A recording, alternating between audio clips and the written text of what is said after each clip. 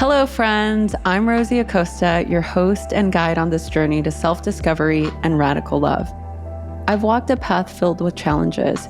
Growing up in East LA during the '92 LA riots, it left me searching for meaning, for mentors, for a way to truly understand the purpose of life. But you know what I found? The power of conversation. As a first-gen Mexican American, these conversations became my compass, offering insight, support, and an endless amount of inspiration. So I decided to create a space where we can share these conversations with you, our community. And that's how the Radically Loved podcast was born. Join me as we dive into topics like mindfulness, spirituality, self-love, and the keys to overall healthy living. I'm joined by my dear friend, fellow author, producer, and teacher, Tessa Tovar. Hi, I'm Tessa, and I'm grateful to be part of this community because it teaches me so much about what it means to be human. Ever since I was a little one, I was always asking my dad the deeper questions in life. Why are we here? What happens when we are gone? What is the purpose of life? I love this show because I get to ask the questions that cut right to the meaning of life. I've learned that no matter how much we want the path to be clear or straightforward, it rarely is. And that is actually part of the beauty that creates a radically loved life. Please do us a favor, share the episodes you love with your friends, and leave us a review. Together, we'll learn how to create a life that's truly, deeply, radically loved. Let's begin.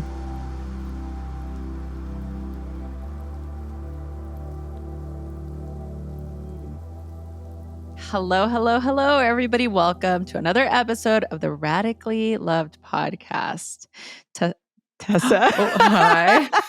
Spoiler. I'm like, Tessa's here as usual. And we're really excited today because we're going to talk to somebody I've been wanting to talk to for a long time. We happened to meet at an event of a dear friend of ours, Ruben Rojas, and he's such an incredible speaker, writer, just overall human. We're talking today to Humble the Poet. He's a Canadian-born rapper, spoken word artist, poet, internationally best-selling author, and former elementary school teacher.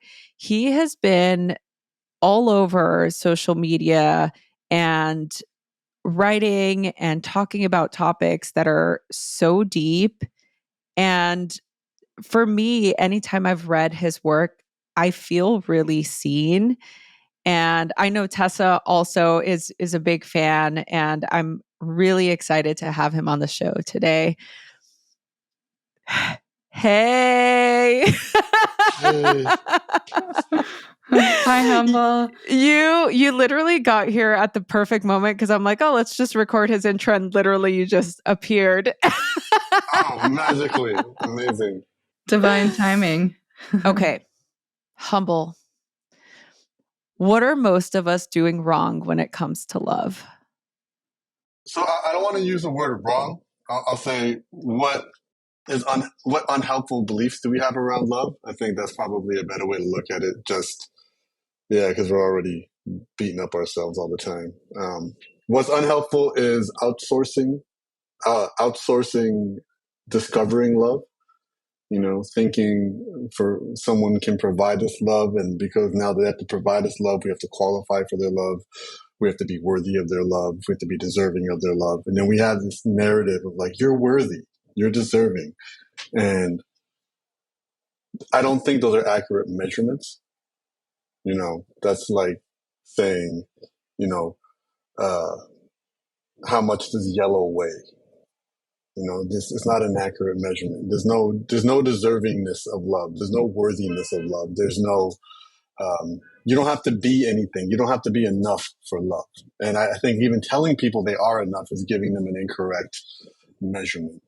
I think what we have to do is we have to realize love and access love. And I think every interaction we have with people can open, it can open a pathway and create a pathway to love. And I think that pathway that we create comes through vulnerability, and even a pathway within ourselves to discover love is going to be paved in vulnerability. The more vulnerable we can be, the more authentic we can be, the more love will be realized. So I don't think, and then also it's unhelpful to have these beliefs around kind of fast food versions of love, attention, admiration, uh, you know, validation, feeling attractive. All of these things are great and they're fun, but they're not sustainable. And they might be delicious, but they're not nutritious. Do you feel like with social media, it's creating a lot of this fast food sentiment? It's creating this sort of, these versions of what relationships should look like and feel like. And I think that that's sort of where we're thinking, oh, it's so easily attainable as long as I do X, Y, and Z, right? Everybody's an expert. And instead of digging deep, like you're saying, the process of vulnerability and being your full self, it's not, for some reason, I think it's just adding to our inadequacy or these feelings of inadequacy. Like, I'm not enough. I need to do what these people on social media are telling me to do so that I become attractive and that I could be more in my whatever it is. I don't even want to say the words that I hear on social media because I don't want to give them airtime, but I hear them all the time. And I really love what you're saying. Does that make sense? I don't know if I asked the question. It does make sense. I think what it is, um, social media scratches the itch. As I said, like um, if you're hungry, you can eat fast food and it'll fill you up and it's cheaper and it's easier to get than a nutritious meal. But it's delicious. It's not nutritious. And you'll feel hungry very quickly after. It's not going to satiate you. But the truth is, you go anywhere in public, people will always choose fast food over the nutritious stuff just because of the convenience. Life is hectic. Life is busy. So when someone provides you an easier option that gives you this immediate gratification, you're going to take it. And I think social media is scratching a lot of the issues that we have. We want to be seen. We want to feel like we matter. We want to feel important. And social media puts a score on all of that. And these aren't things that didn't exist before social media. It's just they weren't as intense. So I think the irony of it all is it really is about this concept of nutrition for me. It's really about this concept of like what actually feels good. And then I think we see it a lot in social media, not just with love and relationships. You see it with like your health. You see it with like people in fitness. You see it with people in meditation and yoga. They tell you how to optimize and how to do things better, but everyone fails to ask the simple question, why are we doing this in the first place? And it's to feel better. Like, why am I going to the gym and lifting weights? It's to feel better and not die when I help my friend move a couch. And then these are the questions we should be asking. Did you die when you helped your friend move a couch?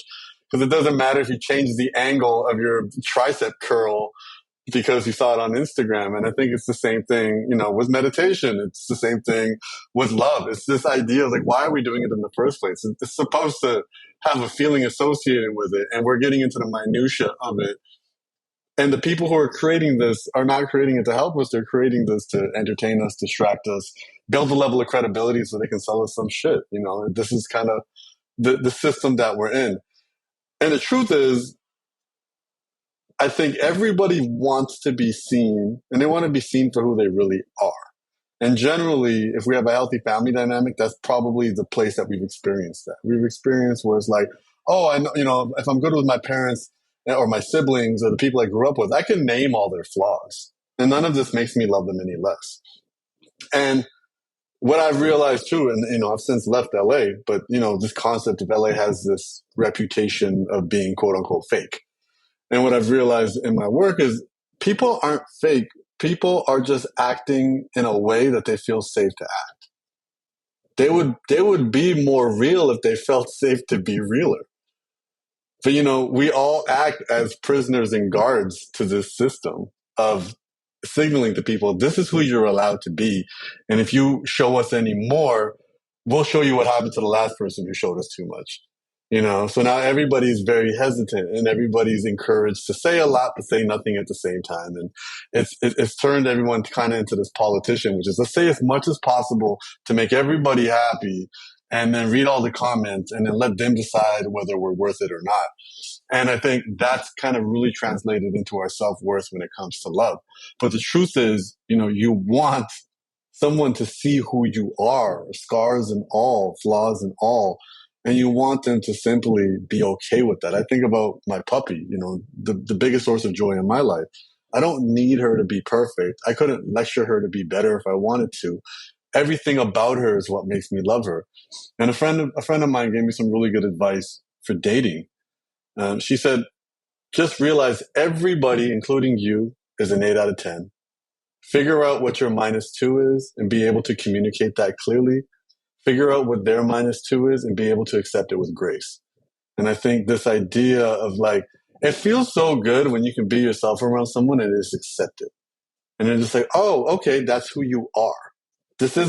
They approach you with curiosity. It's not a judgment. Oh, you do this? Oh, that's not good for you. That's not bad.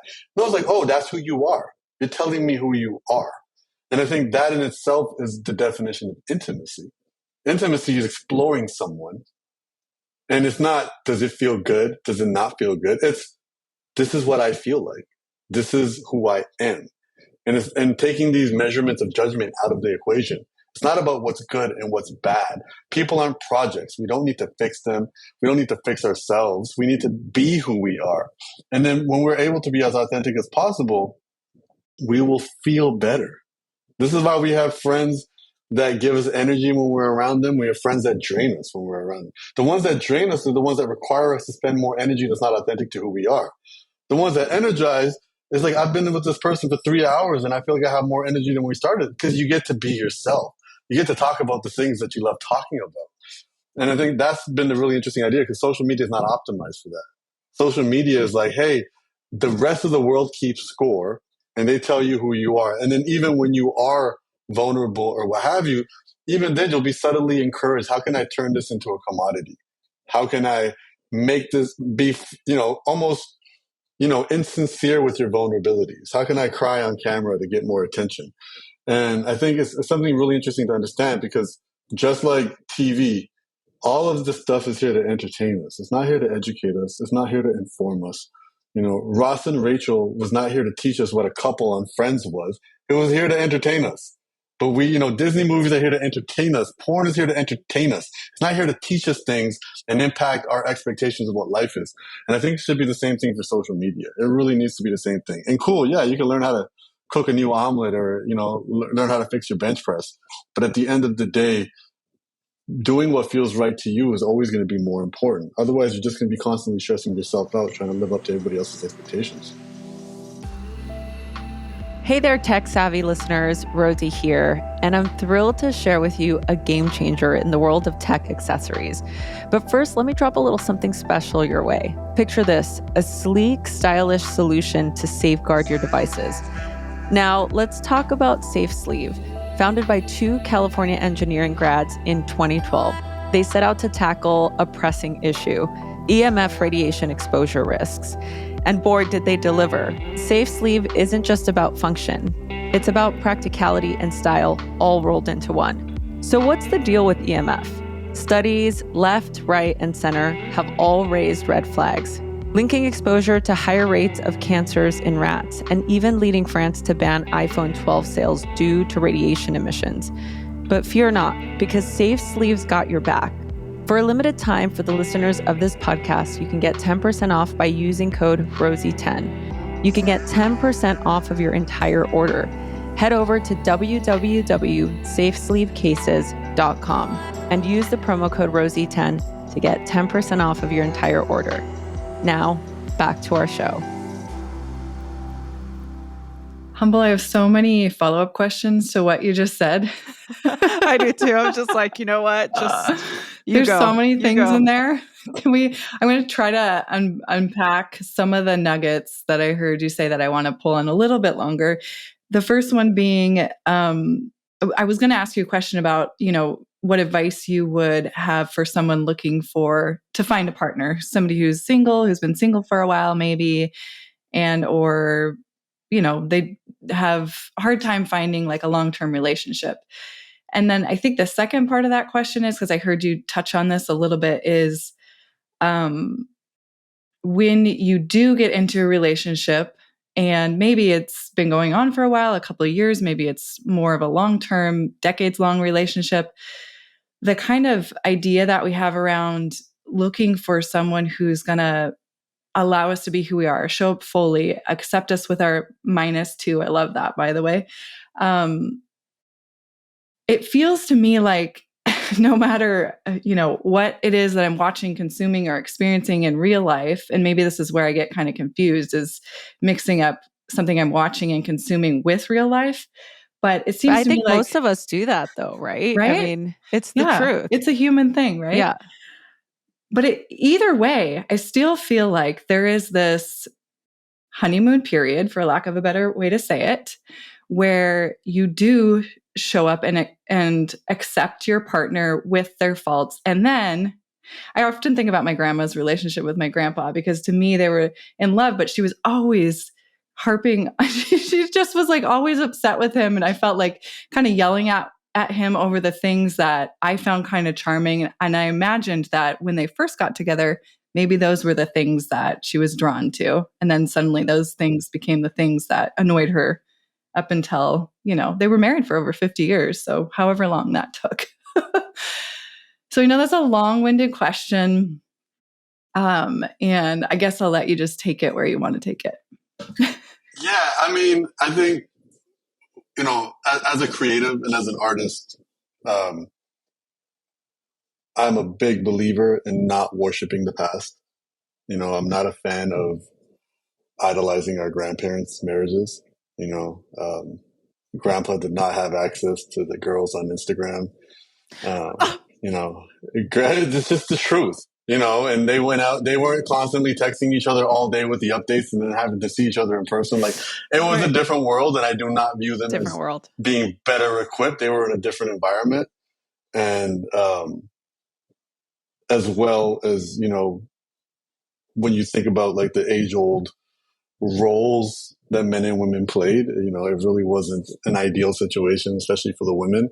So I'm not here to romanticize them. I'm not here to say, grandma and grandpa did it better than us. I think they lived in a different world, and we live in a much, much different world, a hyper connected world, a hyper saturated world. You know, we're constantly, we're all dopamine addicts, and we're getting this digital fentanyl from everywhere. Um, you know, if the whole world can know who you are now, and the whole world can know your business, and the village mindset that people used to have about caring about what the village thought. The village is an unlimited thing now. So I think for me, how they did it was a different story. I do think there's some interesting things there. I think it's work. It's endless work. And I think one of the counterintuitive ideas that I came across when I was writing the book was compatibility should not be a prerequisite. Compatibility should be an outcome. So it's less about, do me and this person like the same movies and the same songs and have the same spiritual beliefs? And it's more about, well, where would we go take a journey together? Almost kind of like, kind of like the high school sweethearts. The reason it was such an impactful thing is because you guys were both developing together. You guys were both experiencing life together. You guys were having so many firsts together. How does that work when you're in your 30s? How often is an individual having a first-time experience, let alone having first-time experience with another person? I think that's a really important thing to understand. It's like, okay, well, if compatibility is the goal, now you two have to decide to walk a path. And that path might deviate from the individual path that you guys have had, at least in some aspect of your life. Like, hey, let me stop trying to make them watch my favorite movie, and let me ask them to show me their favorite movie, or what have you. And I think there's that. And also, as I said, the most important currency here is vulnerability. The majority of time that couples spend together, in this society of working 40 hours, being busy with all this other stuff, is they're just sitting down watching TV together. That's not strengthening a relationship. That's just spending time together. Vulnerability, if you think, and this is not a romantic formula, this is a formula for any relationship. The more vulnerable you are with your friends, the tighter you guys are. And I think when it comes to these things about, my grandmother nagging my grandpa about something, I do think there's a charm and a beauty to understanding that your partner is your partner, and they're able to see you from an angle that you don't see yourself. and they're on your team, so, maybe the little things could be like, hey, honey, you have lipstick on your teeth. We're about to go to this party. Can you deal with it? You're like, oh, that's my teammate checking out for me. But then it can turn everything into, I don't like the way you dress. I don't like all these things. And I think that's an important thing right there. And I also feel that it is day-to-day work. And one of the things and ideas that was brought to me was it's not about the outcome of the work.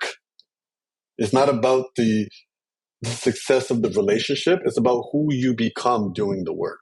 That's more important. So it's less about, oh, I invested 5 years into this relationship and then we broke up. It was a failure. It's about who did I become? Who did I unlock in those 5 years of work, of showing somebody grace, accepting them for who they are, accepting their feedback to me, putting somebody else before me, trying to be more and more vulnerable, being willing to show myself to somebody at the fear of being judged. Who did I become through that process? And I think we have to remember that relationships are not here to heal us. Relationships are mirrors. If anything, relationships are here to show us where we need to do work. And I think sometimes we often resent the other person for that. And I feel like even in my own personal romantic life, whenever I have a negative experience, it's like, oh, this person taught me something. They showed me where an insecurity was. They showed me where I was being hypervigilant. They showed me where I was extra sensitive. They showed me where a trigger was. And that's what they are. They're a teacher. Instead of saying, oh, they triggered me, I can't be around them anymore. It's like, well, why do I have that trigger? This is work that I need to do. And I think that's important. And I think also it's really important to understand that not only do we have unhelpful beliefs, not only do we have unhelpful thoughts, not only do we have unhelpful kind of, involuntary responses. If you're triggered by something and have a trauma, that's an involuntary response, but it may not be helpful. We also have unhelpful environments. Does our modern world, is it optimized for us to be in loving monogamous relationships right now? Are they rooting for us to do so? Other than maybe giving us some tax breaks for getting married and having kids? Like, do they give us enough time? Do they give us enough space? Is that what this world is designed to do for us? No, I mean, So look, I think, we're also like, I don't want to cut you off because I love everything that you're saying, but we're also a product for companies that utilize our desire for our thirst for uh, uh, options, our thirst for variety, right? We're no longer rewarded for making one choice. We can make many, right? So I think that there's a lot of that comes into play with what you're saying. I totally agree. And I've just recently had the same conversation. Would our grandparents have chosen their partner if they did have an app, had they had more options? The answer is no. It's like I look at my partner and I love him to bits. We've been together for 20 plus years, and who you met at the event, I would have probably not have chosen him. You know what I'm saying? Like, that's the truth. And I really think that the way that we're set up, isn't really conducive to growth, right? We're not being supported in that growth experience. We're being pushed towards this place of what you're saying. Oh, this person triggered me, or I don't like the way this person blinks, so I'm going to keep swiping, or keep talking to somebody else. We're not learning how to see these people as a reflection of who we are. Right? Looking at the 2 points, or like I'm an 8. What's the 2? What's the 2 points that I'm sort of, I don't want to even say lacking. I want to say the 2 points for growth that you have. You have this opportunity to grow with the person. A lot of the times we're even being taught to not compromise with people, because it's like, no. If he doesn't want to compromise, go to the next guy. He'll compromise for you. It's like, we need to learn with those difficult moments. It's like kids, I was driving, I live right by a high school, Humble, and you'll appreciate this because I'm driving, to work. I'm going down my street. We're 2 blocks away from a high school, and it's early in the morning. And so, kids are kind of around, and I'm looking around at these kids and I'm like, every single one of them is on their phone, headphones in, looking down. And there's tons of them. And I'm like, that was the time in the morning where you you push into that discomfort of talking to somebody or having a conversation, meeting a new friend, discussing what's happening at school, or just to pass the time. Those little feelings or that fire of discomfort is what helps us grow. I mean, these kids are just. I wanted to pull over and be like, talk to each other. Like, all of you are probably on medication for anxiety. I promise. Like, talk to your people, talk to the people you're around. It will help. I'm not saying stop taking your meds. I'm just saying I think it's really important for us to be able to engage. And I feel like this is speaking humble to what you're saying about the relationship. In a way, it's the same exact thing. We need to be able to lean into that vulnerability, right? Yeah, completely. And I think the other point I want to make is just like, take it easy on yourself, as I said, because the world's not on your team. If you're trying to find your person, the world is not optimized for you to do so. As I said, every app wants you to it's a really interesting concept, because it's like, if you don't have any choices, that is oppressive. But then if you have too many choices, now you have analysis paralysis. So it's like, maybe people need 3 choices or 4 choices, but when they get to 7, 8, now they're screwed. And I think that's been an interesting kind of concept here, where it's like, for thousands of years, we lived in smaller communities. There really wasn't much choice, which probably wasn't good, but now we went to it's endless choice. And I think it's just give yourself some slack when you're like, well, nothing's wrong with you if this model isn't working in this modernized world. And I think it's something to pay attention to. And I think really, to accomplish anything in 2024, you have to be extremely focused and intentional. If you're like, I want to start a business, like, it's got to be, you think it's going to take 40 hours a week, it's going to take 80. If you want to find, someone to have a child with, same thing. It's going to require a level of that. And again, it's a double-edged sword. Like, these kids are all on their phones, but their antisocialness has also brought down teenage pregnancies, because they're all so awkward and they don't talk to each other. It's like it's a double-edged sword in so many different concepts. And it's just really about paying attention to the world and understanding it, and just being like, okay, well, what has happened because of this? Because it's like, yeah, when we didn't have phones, we were getting into a whole bunch of other different types of trouble. And I think that's kind of the important thing for when someone's like, I need to find a partner. I think what it is, again, going back to this idea of realizing that you are a source of love, your relationship with yourself, dating yourself, being vulnerable with yourself, treating yourself like a best friend, treating yourself like a lover, treating yourself like a nurturing parent, filling in those gaps that you might not have had. All of these things will create a light within you that will attract everybody. I'm not saying the right person. And when you're a great person, everybody wants to be around you, right? But I think that in itself creates something. And I think that'll create an authentic confidence, and that'll also create an ability to connect with other people. I heard a really beautiful definition of abundance recently. I think a lot of us are existing in this anxious scarcity mindset, and it's a mindset. It's not a measurable amount, whether it's money, whether it's love. And they said the way they measure abundance is how much can you share.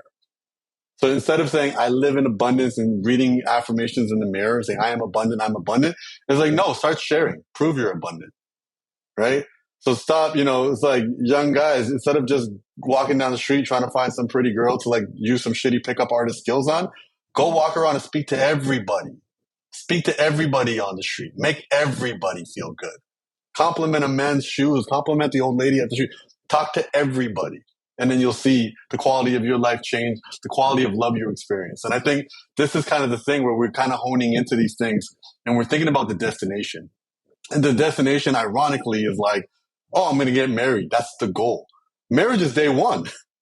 We make such a big deal about getting married. Marriage is day one of a journey.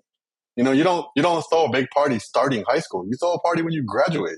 And I think about this a lot. My parents are having their 50th anniversary. And it's like, them throwing a big party this year would make more sense than them throwing a big party on the day of their wedding. Because we have to accomplish something. And I think, again, this goes back to the idea that there are industries around this. There are people that are selling these ideas. This is what we need to have. We need to have gender reveal parties. We need to have engagement parties. And again, like, I'm South Asian. Our weddings are a week and a half long now. When I was a kid, they were 2 days. And it's just new excuses to spend money, and a $5,000 let up dance floor at your reception. All of these things, they play a part where we live in a society where the religions buy shit, be happy. And then they start to sell you these ideas that she's worth 2 months' salary for a ring. And it's like these ideas, they're worth exploring and they're worth questioning. Like, do I care about these things, or was I told to care about these things? How can somebody show me that I matter to them? Is it based off what I was told and they got to do something nice for me on February 14th and they got to take me to Paris? Or does it come in the fact that they make me feel seen? That they make sure, the bathroom is clean when I'm tired, or they cook me breakfast, or they do something that lets me know that I'm seen. And I think we've commodified it at such a level now where everybody's measuring it according to what everybody else is saying. And that's just exploiting our need to be social. So I think what we really have to do is have a better relationship with ourselves, spend some time with ourselves. And then when we have a stronger sense of who we are, come back into the world as that authentic person and make other people feel safe to be their authentic selves. And just another key on that whole, 8 out of 10 - 2 thing. My therapist said it beautifully. She goes, what some people consider red flags, other people consider special considerations. And I think that is something that's been really interesting. When you come across somebody, I was, speaking to someone and she said, guys don't like it that I have a lot of opinions and I talk too much. And I think for me, I love it when somebody has opinions, especially when they formulated themselves. And I love it when they talk. I want to hear people talk. I want to hear ideas. So it's like, for me, that's a special consideration. That's not a red flag, and I think from that concept is you got to figure out who you are, communicate who you are, and there is somebody there that can hold that with grace. Be like, oh, well, that's not that big of a deal. And I've experienced that quite a few times with other people. And I think the best way for us to receive that is to have that ourselves. I've been podcasting since 2015, and it's just like, I love when shit goes wrong. You know what I mean? It's just like, it's the best. I love it, because it's just, it teaches you something. Like, yeah, shit happens. Even when you have been doing something for a long period of time, it's like you're utilizing technology. Like, it's just like life. Things sometimes don't go right. So to wrap up, I mean, I would love to just have a conversation with you all day long because I feel like we can agree on a lot. And also, I'm sure I could learn a lot from you and your perspective. And I also like to play the devil's advocate and just see, like, if would this really work? I love what you're saying about the special considerations, because I'm like, I'm going to say that to Tori today. I'm going to be like, I don't have red flags. I just have special considerations. Which is amazing. I think that's so cool. But that being said, I really do.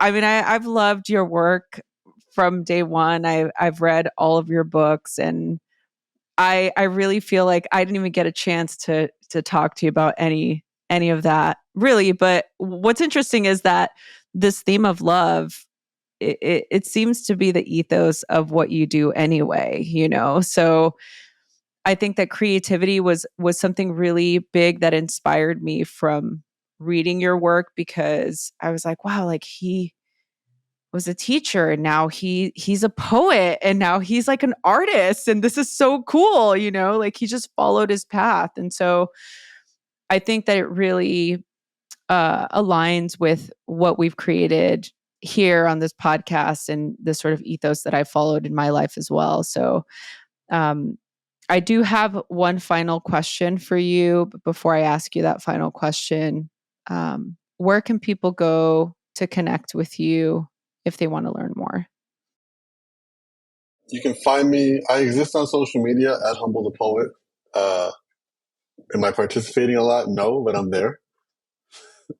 So there's enough there. And if you go on there, you'll just see clips of other interviews because I've been avoiding it myself for my own, mental health.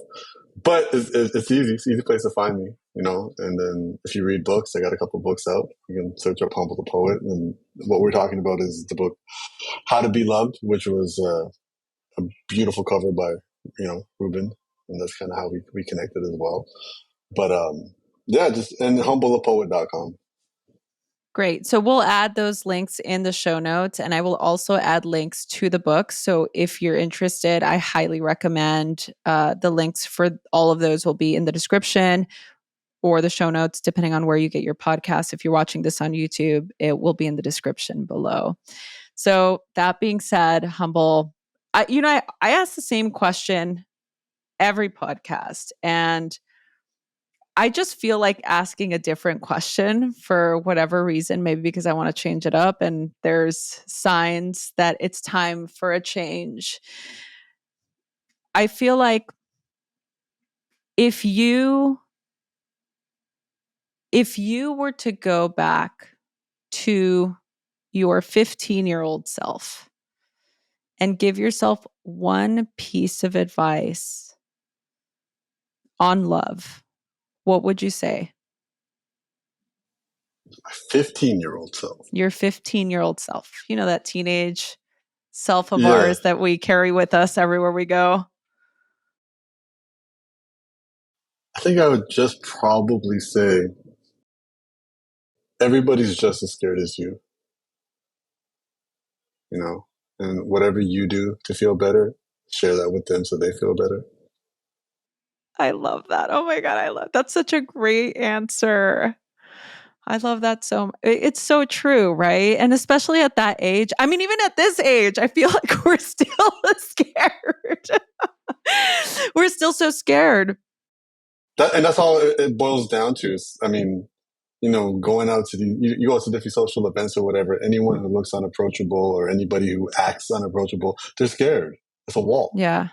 And it's a wall. They're protecting themselves because they're scared. And we just have to remember, we built walls to protect ourselves because we really got hurt. And then we got older, and then those walls turned into prisons. And now people can't connect with us. And it's like, just update the policies. We've learned more. There's other ways to protect ourselves. And a lot of it is leaning into the things that scare us versus continually putting up these walls, because that's just, as I said, the fortress turned into the prison. And we just have to break down the prison now. And that just requires us to be vulnerable. And I've seen it. And as I said, even here, I'm in New York now, and it's like, I've gone to so many different worlds, different parties, different everything. And seriously, everybody looks so too cool to talk to you. And just the second you break the ice with anybody, everyone just warms up and just gets really soft and kind. And everyone was just waiting for someone to just make them feel safe. And that's all we're searching for. We just want to feel safe. And we may have different definitions of safety, but we also, as individuals, have to figure that out. What will make me feel safe here? And then just probably the last thing I want to add, my next book is coming out in a year about anxiety, and just going back to this concept of everybody being scared. There's this idea that everybody's a social butterfly, and you're probably just in the wrong garden. And I think just, again, find your gardens and stop labeling yourself as socially anxious, and look for a different garden. Oh, I love that. I'm so excited. What a great little nugget for us to grab onto until it comes out next year. And you will come back to talk about that, I'm assuming. Yes, it comes out. Well, even with what you were saying too, like, people, we do want to talk. I mean, even our interaction, I saw you inside of the party and I did not go up to you, because I'm just like, oh no, like, he's busy or he's talking to his friend. Like, I'm not going to be that girl, but we both happened to leave at the same time. And then I felt compelled. And even then I was talking to your friend. I wasn't even talking to you. And then he introduced us and I'm like, I know who you are, duh. Like, I know who you are. So even in that moment, there was that, like, for me, I felt more comfortable having a conversation outside of the noise, right? So when we're talking about finding the right garden, it's like, yeah, some of my people were at that party. I'm not a go out loud music party type of gal, I'm more of like if I see you at the grocery store, I'm probably going to come up to you or like somewhere else, like a book event or something. But I think that was, but it didn't stop me. That's the thing, it didn't stop me. I could have just decided to not interact with you at all, but I'm glad I did. And you were so nice. Like, that's the thing I've found in my experience as well. When I've approached those people, I've rarely, if ever, been shot down, when you're just being open and kind and, genuine. I think people reciprocate that. So thanks, Humble. Thank you so much for being here. We are big fans and we're so excited for all the work you've done and for the work that's coming soon. And we're so excited to have you back on the show. Thank you so much for being here. Thank you, guys. Hey, friends. Thank you so much for listening to the Radically Love podcast. Don't forget to subscribe, rate, and review wherever you get your podcasts. It really helps. Also, don't forget to check out the Mindful Love Hub on Substack. This episode was produced by Tessa Tovar, music by DJ Taz Rashid.